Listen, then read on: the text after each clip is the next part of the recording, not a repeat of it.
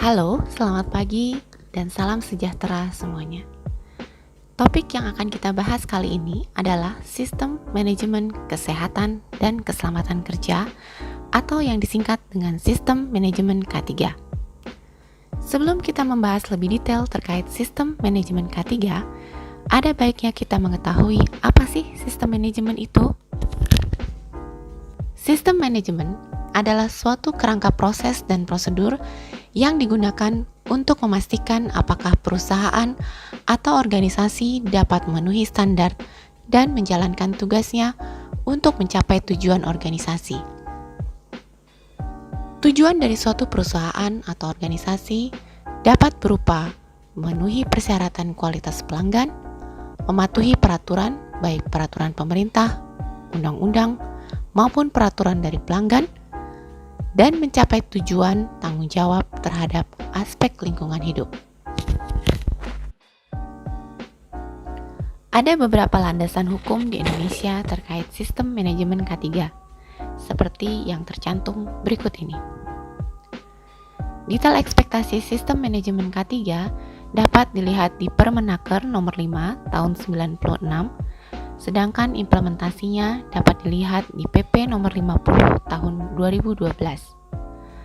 Audit SMK 3 suatu perusahaan biasanya merefer kepada kedua peraturan ini.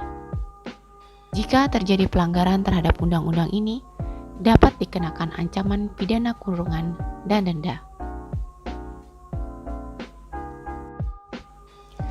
Seperti sistem manajemen pada umumnya, prinsip sistem manajemen K3 berdasarkan pada plan, do, check, dan actions. Di mana plan atau perencanaan adalah penetapan tujuan, breakdown proses atau kegiatan apa saja yang diperlukan untuk mencapai hasil sesuai dengan kebijakan keselamatan perusahaan. Do adalah pelaksanaan semua perencanaan yang sudah ditetapkan sebelumnya.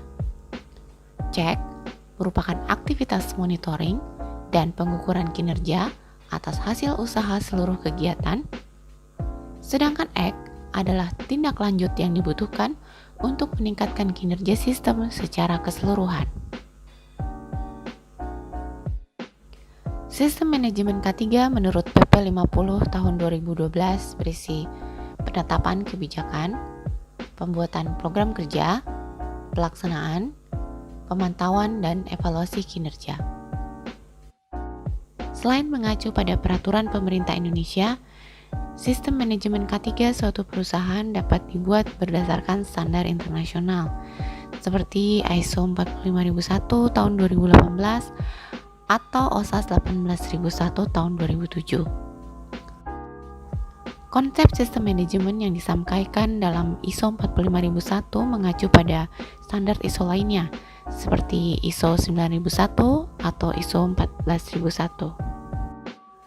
ISO 45001 dan OSAS 18001 memiliki perbedaan pada elemen-elemen berikut. Namun, secara umum, ISO 45001 lebih lengkap dan lebih proaktif dalam menerapkan sistem manajemen keselamatan kerja, sehingga diharapkan dapat meningkatkan keselamatan pekerja, mengurangi risiko di tempat kerja, dan mencapai kondisi kerja yang lebih aman. Berikut alur kerja OSAS 18001 dan ISO 45001. Dalam alur tersebut dapat dilihat bahwa ISO 45001 lebih komprehensif karena melibatkan peran pemimpin dan juga partisipasi pekerja di seluruh elemen PDCA. Kemudian, skop penerapan sistem manajemen K3 juga lebih luas karena mencakup isu-isu internal maupun eksternal. Pemetaan ISO 45001 terhadap konsep plan, do, check, dan action dapat dilihat sebagai berikut. International Labour Organization juga memiliki panduan terkait penerapan sistem manajemen K3 yang berprinsip pada PDCA.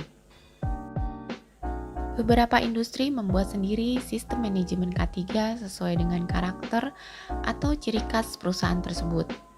Salah satu contohnya adalah Pertamina yang diberi nama Supreme.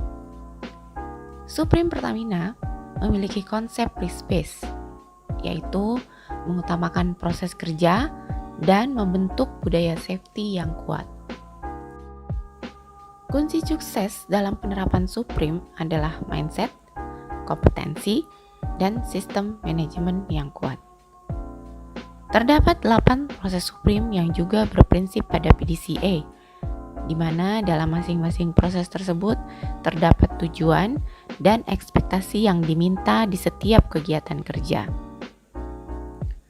Pada perusahaan lain, sistem manajemen K3 dapat diintegrasikan dengan seluruh aktivitas perusahaan, seperti BP dengan nama Operating Management System dan Chevron yang bernama Operational Excellence Management System. Perusahaan yang telah menerapkan sistem manajemen K3 perlu melakukan audit sebagai sarana perbaikan dan pengembangan. Audit dapat dilakukan secara internal maupun eksternal. Audit eksternal SMK3 dapat dilakukan oleh lembaga independen yang ditunjuk oleh Kemenaker dan mengacu pada PP nomor 50 tahun 2012. Perusahaan yang berhasil memenuhi kriteria akan mendapatkan sertifikat dengan kategori perak atau emas, sedangkan yang tidak berhasil diberi sanksi berupa tindakan hukum. Pemerintah mensyaratkan perbaharuan sertifikat ini dilakukan setiap 3 tahun sekali. Pengukuran kinerja SMK3 dilakukan untuk menilai keefektifan sistem manajemen K3. Pengukuran dapat dilakukan secara proaktif, yaitu dengan cara menilai usaha-usaha atau aktivitas yang dilakukan untuk memenuhi suatu tujuan tertentu. Penilaian yang dilakukan secara proaktif ini diharapkan dapat mempengaruhi kinerja K3 ke depannya. Contohnya adalah safety observations, training record, safety meeting, survey, preventive maintenance, dan audit. Sedangkan pengukuran hasil juga dapat dilakukan untuk menilai apakah tujuan perusahaan tercapai atau tidak. Hasil pengukuran yang bersifat reaktif atau lagging indikator ini digunakan untuk menganalisa keefektifan usaha yang telah dilakukan. Misalnya, pengukuran jumlah fatality, kecelakaan, kebocoran, kesakitan, kerusakan, ataupun keluhan pelanggan. Pada prinsipnya, indikator pengukuran harus bersifat actionable, achievable, meaningful, transparan, mudah untuk dikomunikasikan, valid, berguna, dan tepat waktu. Baiklah, demikian sekilas pembahasan terkait sistem manajemen K3. Terima kasih atas perhatiannya.